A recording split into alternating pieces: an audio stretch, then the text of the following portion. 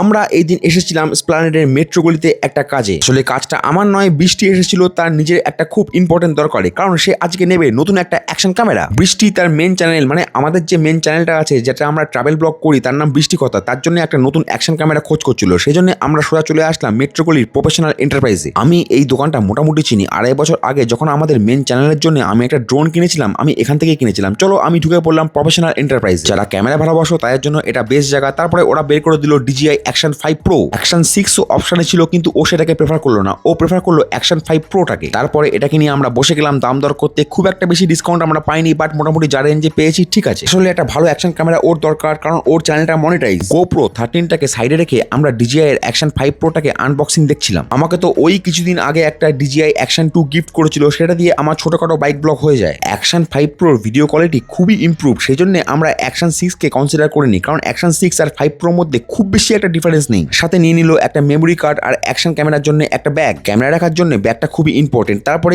Screen guard install করা হলো, যার দাম নিল 250 টাকা। আমি একটা ওয়্যার মাইকে খোঁজ করছিলাম, কিন্তু এটা নিইনি আমি। কিছুক্ষণ বাইরে দাঁড়িয়ে ওয়েট করার পর দেখলাম ও বেরিয়ে আসলো বিল টিল মিটিয়ে। চলো সবাই কাউন্টারটা।